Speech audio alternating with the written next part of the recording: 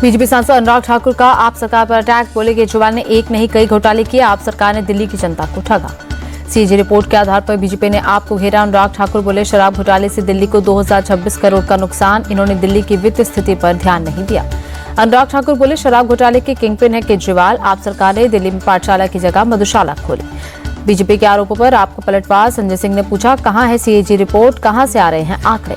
दिल्ली चुनाव के लिए बीजेपी का कैंपेन सॉन्ग लॉन्च, परिवर्तन हमको दिल्ली में इस बार चाहिए, बीजेपी सरकार चाहिए, गाने के बोल मनोज तिवारी ने दी है आवाज। केजरीवाल पर बीजेपी का नया अटैक, बीजेपी ने वीडियो रिलीज कर अरविंद केजरीवाल को शीश महल वाले आपदाए आजम बताया। दिल्ली बीजेपी अध्यक्ष वीरेंद्र सचदेवा ने केजरीवाल पर साधा निशाना, बोले केजरीवाल ने दिल्ली को लूटा, जनता अब इस आपदा से मुक्ति चाहती है। वीरेंद्र सचदेवा ने केजरीवाल को आपदा वाला आजम बताया, कहा बोले केजरीवाल ने दिल्ली को लूटकर शीश महल बनाया, ये शीश महल दिल्ली के लिए कलंक।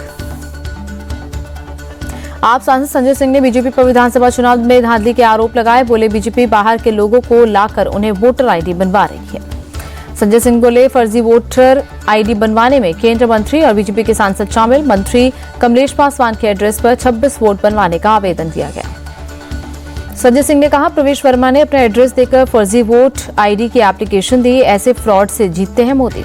कालकाजी से कांग्रेस उम्मीदवार अलका लांबा ने आप पर साधा निशाना, बोले ये लोग सिर्फ सीएम की कुर्सी के लिए चुनाव लड़ रहे हैं। पूर्वांचलियों को लेकर केजरीवाल के बयान पर बोले बीजेपी नेता रविशंकर प्रसाद, कहा केजरीवाल का बयान शर्मनाक, वे पूर्वांचलियों को फर्जी वोटर बता रहे हैं। जाट मुद्दे पर केजरीवाल के बयान को केंद्रीय मंत्री रामदास अठावले ने झूठा बताया, बोले केजरीवाल झूठ बोल रहे हैं, उनका सत्ता से बाहर जाने का वक्त आया। राजौरी गार्डन से बीजेपी प्रत्याशी मनजिंदर सिंह सिरसा का केजरीवाल पर अटैक, बोले चुनाव के वक्त केजरीवाल को सबकी चिंता हो रही है। दिल्ली में पॉलिटिकल पोस्टर वॉर जारी, आपने बीजेपी के खिलाफ जारी किया पोस्टर, रमेश भिदोड़ी को बताया बीजेपी का गालीबाज सीएम चेहरा। आपने एक और पोस्टर जारी किया, एक तरफ कांग्रेस बीजेपी के नेता और दूसरी तरफ केजरीवाल की फोटो लगाई, लिखा एक तरफ निकम्मों की कतार, दूसरी ओर अकेला खड़ा है ईमानदार। जाट आरक्षण को लेकर नई दिल्ली से कांग्रेस प्रत्याशी संदीप दीक्षित ने आप और बीजेपी को घेरा, बोले दोनों पार्टियों को किसी समुदाय से कोई लेना देना नहीं। हरियाणा आप अध्यक्ष सुशील गुप्ता ने बीजेपी पर बोला हमला, कहा बीजेपी के पास कोई एजेंडा नहीं, देश और दुनिया में केजरीवाल के कामों की तारीफ। इंडी गठबंधन को लेकर संजय राउत ने जताई चिंता, बोले गठबंधन बचाने की जिम्मेदारी कांग्रेस की, अभी तक संयोजक घोषित नहीं हुआ, एक ताकत के खिलाफ लड़ना है तो हमें ये सब बातों को ध्यान में रखना होगा। नीतीश कुमार की प्रगति यात्रा को तेजस्वी यादव ने दुर्गति यात्रा बताया, बोले ये नीतीश की दुर्गति यात्रा है। पूर्णिया से निर्दलीय सांसद पप्पू यादव ने बिहार बंद बुलाया, बीपीएससी अभ्यर्थियों के समर्थन में कल बिहार बंद का ऐलान। बीपीएससी ने प्रशांत किशोर को भेजा कानूनी नोटिस, आयोग पर लगाए भ्रष्टाचार के आरोपों के 7 दिन में मांगे सबूत। नागपुर पहुंचे मुख्यमंत्री देवेंद्र फडणवीस, इंदिरा गांधी सरकारी मेडिकल कॉलेज का किया औचक निरीक्षण। कोलकाता पहुंचे केंद्रीय मंत्री गजेंद्र सिंह शेखावत, राष्ट्रीय विज्ञान संग्रहालय परिषद द्वारा आयोजित प्रदर्शनी का निरीक्षण किया। देहरादून में मादक पदार्थों की तस्करी और राष्ट्रीय सुरक्षा पर सम्मेलन का आयोजन, सम्मेलन में वर्चुअली शामिल हुए सीएम धामी। अयोध्या में रामलला प्राण प्रतिष्ठा की पहली वर्षगांठ पर विशेष पूजा, रामलला का महाभिषेक किया गया। प्राण प्रतिष्ठा की पहली वर्षगांठ के मौके पर अयोध्या पहुंचे सीएम योगी, राम मंदिर में पूजा पाठ कर रामलला के दर्शन किए। रामलला प्राण प्रतिष्ठा की पहली वर्षगांठ पर दर्शन के लिए हजारों की संख्या में पहुंचे श्रद्धालु, आज से 13 जनवरी तक होंगे कई उत्सव। राम मंदिर की पहली सालगिरह पर रामलला की तरह सजकर महाराष्ट्र से अयोध्या पहुंची एक बच्ची देखने के लिए उमड़ी भीड़। प्रयागराज में महाकुंभ की तैयारियां अंतिम दौर में, त्रिवेणी संगम की ड्रोन तस्वीरें आई सामने, भव्य नजारा दिखा। महाकुंभ से पहले प्रयागराज में दिखा शानदार नजारा, लेजर शो का आयोजन किया गया। 3 जनवरी को श्रीनगर जाएंगे पीएम मोदी, जेड मोड़ सुरंग का करेंगे उद्घाटन, कार्यक्रम की तैयारियां अंतिम दौर में। फरवरी में फ्रांस दौरे पर जाएंगे पीएम मोदी, पेरिस में 10 और 11 जनवरी को एआई एक्शन समिट में होंगे शामिल। महाराष्ट्र के पुणे पहुंचे केंद्रीय रेल मंत्री अश्विनी वैष्णव, उन्नत कंप्यूटिंग विकास केंद्र का किया निरीक्षण। सेना दिवस परेड में दिखेंगे रोबोट डॉग, ऑडियो विजुअल जुटाने से लेकर सर्विलांस तक में माहिर। 15 जनवरी को पुणे में मनाया जाएगा सेना दिवस। दिल्ली स्थित एरो आर्क कंपनी ने तैयार किया है रोबोट डॉग को, हाल ही में इनकी 100 यूनिट को भारतीय सेना में किया गया शामिल। संभल में फिर चला प्रशासन का बुलडोजर, पापमोचन 3 के रास्ते पर अवैध अतिक्रमण हटाया, ऐतिहासिक बावड़ी की फिर खुदाई चालू होगी। कानपुर में प्रशासन का बुलडोजर एक्शन, 70 करोड़ से ज्यादा की जमीन अवैध कब्जेदारों से कराई मुक्त।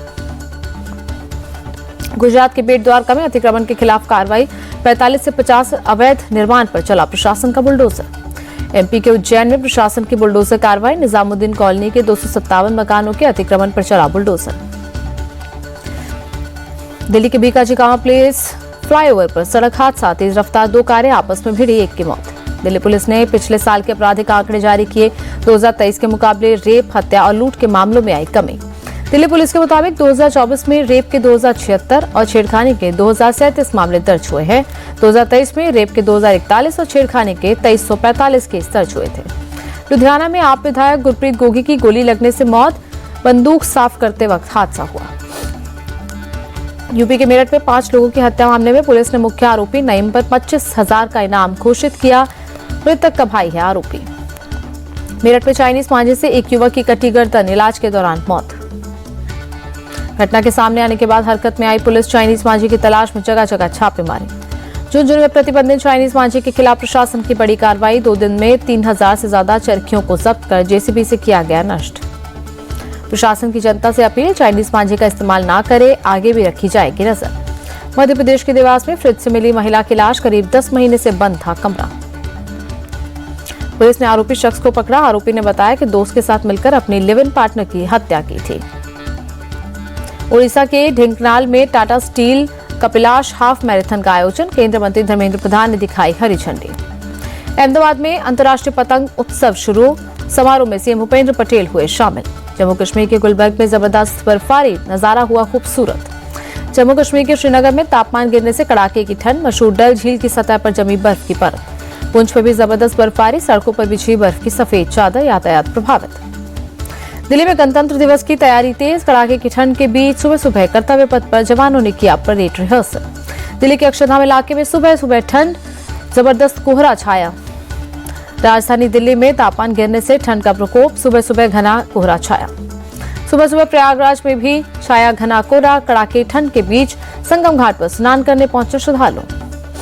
यूपी के भदोही में घने कोहरे के चलते सड़क हादसा, नेशनल हाईवे पर 8 गाड़ियां आपस में टकराई। यूपी के मथुरा में भी कड़ाके की ठंड, सुबह सुबह आसमान में छाया घना कोहरा। सुबह सुबह मुरादाबाद में भी छाया घना कोहरा, तापमान गिरने से ठिठुरन बढ़ी। कड़ाके की ठंड के बीच हरिद्वार में लगा भक्तों का तांता, हर की पौड़ी पर श्रद्धालुओं ने लगाई आस्था की डुबकी। यूपी के कानपुर में भी शीतलहर का प्रकोप, हल्का कोहरा छाया। आगरा में कड़ाके की ठंड के साथ आसमान में छाया घना कोहरा, घने कोहरे में छिपा ताजमहल। जयपुर में भी कई जगहों पर हुई हल्की बारिश, तापमान में गिरावट। मध्य प्रदेश के ग्वालियर में भी कड़ाके की ठंड, शहर में छाया घना कोहरा, विजिबिलिटी कम। राजस्थान के बीकानेर में मौसम का मिजाज बदला, शहर के कई हिस्सों में हुई हल्की बारिश। उड़ीसा के ढेंकनाल में शीतलहर का प्रकोप, आसमान में छाया घना कोहरा। उड़ीसा के पुरी में कड़ाके की ठंड, सुबह सुबह आसमान में छाया घना कोहरा। भुवनेश्वर में भी शीतलहर का सितम, विजिबिलिटी हुई कम। भारतीय विमेंस टीम ने राजकोट वनडे मैच में आयरलैंड को 6 विकेट से हराया। 3 वनडे मैच की सीरीज में 1-0 से बनाई बढ़त। भारत के लिए प्रतीका रावल और तेजल हसबनीस ने जड़ी 50, प्रतीका ने 89 रन बनाए। स्मृति मंधाना ने रचा इतिहास, विमेंस वनडे में सबसे तेज 4000 रन बनाने वाली पहली भारतीय महिला बनी। प्रेमानंद महाराज से मिलकर मुंबई लौटे विराट कोहली अपने परिवार के साथ मुंबई एयरपोर्ट पर नजर आए। तेज गेंदबाज वरुण एरोन ने इंटरनेशनल क्रिकेट से लिया संन्यास। टीम इंडिया के लिए कुल 18 मैच खेले और 29 विकेट चटकाए। टीम इंडिया के तेज गेंदबाज उमेश यादव की सफल सर्जरी, सोशल मीडिया पर शेयर की रिकवरी की जानकारी।